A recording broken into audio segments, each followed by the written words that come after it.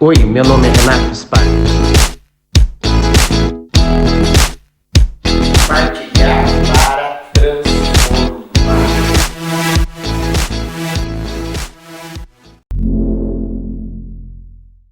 Olá, tudo bem? Compartilhar para transformar.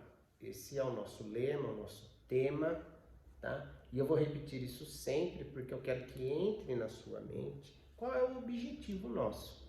Nosso objetivo é compartilhar as minhas experiências do dia a dia para, de uma forma ou outra, tentar transformar o seu cotidiano, te ajudar naqueles casos complexos, naqueles casos em que muitas vezes a gente precisa de um auxílio, tá?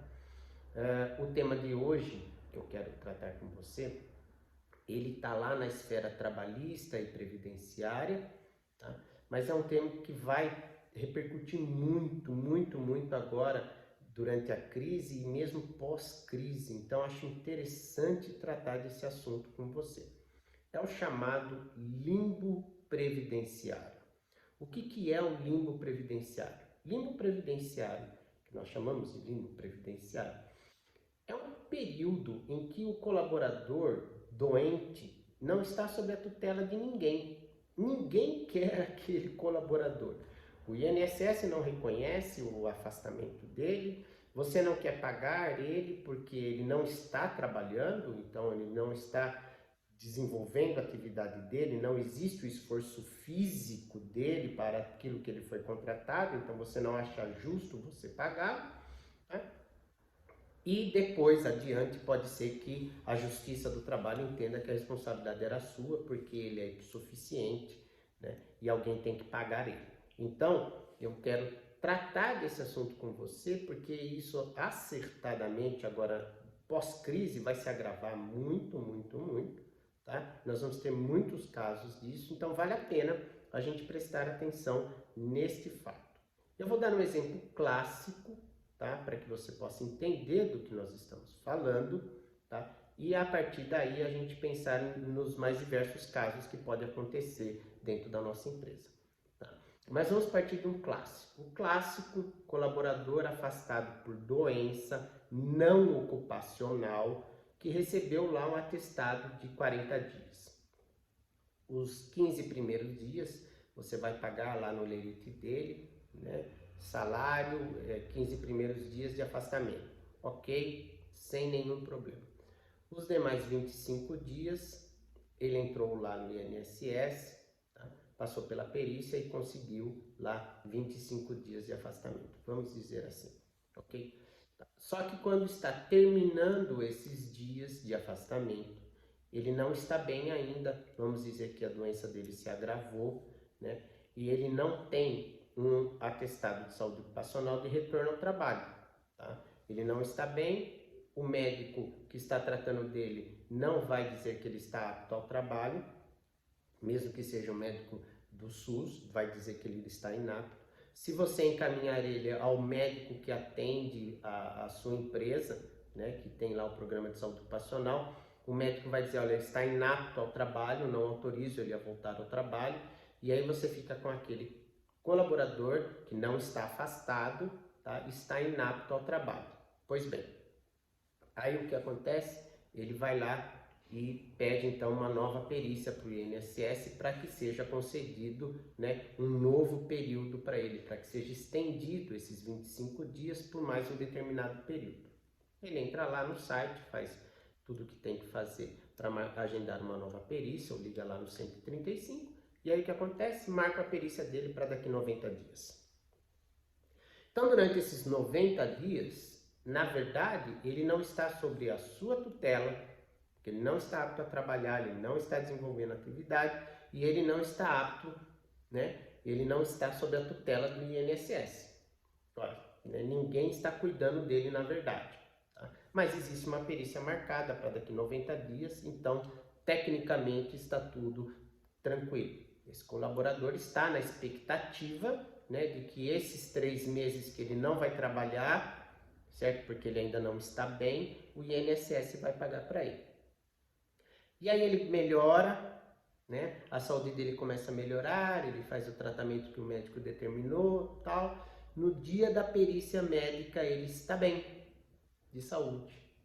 Ele já está lá com a sua saúde, né, 60%, 70% recuperada. E o perito médico do INSS, então, vai dizer que ele está apto ao trabalho e não reconhece que ele esteve doente e por isso o INSS não vai pagar o auxílio-doença para ele desse período. Olha, e agora?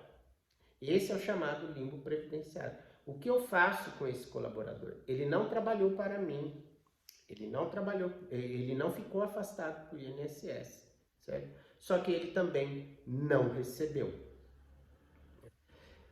Essa situação é muito complexa, porque nós estamos dizendo de um período de 90 dias, nós estamos dizendo de uma situação clássica, simples. Só que agora o colaborador está à mercê de o que eu faço, né? Bom, ele tem a opção de entrar com um processo contra o INSS para reconhecer efetivamente que ele estava doente, ou entrar com um processo contra a empresa, para dizer, olha, eu não recebi o meu salário, o INSS disse que eu não estava doente e agora eu quero receber os meus salários. Então veja como é uma situação muito intrigante. Eu estou dando exemplo clássico para você, mas eu quero chamar a sua atenção, por quê? Porque agora, no período da crise, em que a autarquia federal não está marcando as perícias, tá? Agora, nesse período pós-crise, mesmo que o INSS volte a atender e volte a marcar as perícias, isso vai estar tudo acumulado, né? As perícias vão ser marcadas mais adiante ainda. O INSS não tem preparo para atender todo mundo, para resolver todos os casos. E normalmente nessa situação, o que o INSS faz? Denega tudo. Ele vai denegando, não reconhece o direito de ninguém, porque não reconhecer o direito, a fila anda mais rápido. Eu atendo muito mais pessoas não concedendo benefícios do que concedendo benefícios. O processo de conceder é muito mais moroso do que de não conceder. Então o INSS vai lá e diz não, né? E o trabalhador fica sem salários. Se ele entrar com processo na Justiça do Trabalho, como a Justiça do Trabalho não tem competência para determinar nada contra o INSS, ela vai dizer, olha, ele, entre a empresa, a autarquia federal, o governo, e ele, colaborador, a parte mais fraca, o hipossuficiente, é o colaborador. Então, a empresa que paga os salários para ele, porque é o risco do negócio da empresa. Então, você veja bem, como isso é uma situação complexa, precisamos estar muito atentos a cada caso, tá? Para não gerar um passivo trabalhista, mas ao mesmo tempo nós também não podemos deixar aquele colaborador que sempre deu lucro para a gente, né? Porque essa é a função dele, né? Criar mais valia para o empregador, né? Descalço agora, né? Então, um conselho que eu tenho dado para as pessoas é, olha, acione o seu departamento jurídico, tá? Para que o departamento jurídico da empresa possa, de alguma forma, tá, analisar o caso daquele colaborador, certo? E ver se não é a situação de a empresa ajudá-lo, tá, com um processo contra o INSS. Ora, se ele está doente, se ele esteve doente, se há comprovação de que ele esteve doente, não há motivo nenhum para que o INSS não pague. O INSS precisa pagar, é função do Estado cuidar dos seus doentes. Então, o INSS precisa pagar. Só que, infelizmente, eu sei, e você sabe, isso não é surpresa nenhuma, né? Parece que é uma caneta mais rápida, né, denegando benefícios do que concedendo e reconhecendo direitos. Então, fica a dica aqui para você, tá? Não deixe isso correr em alves, não deixe isso correr à revelia, ajude o seu colaborador, analise cada caso, veja qual é a situação de cada um deles, para quê? Para que essa situação não torne um passivo trabalhista para você no futuro, tá? Eis a dica, forte abraço, até mais!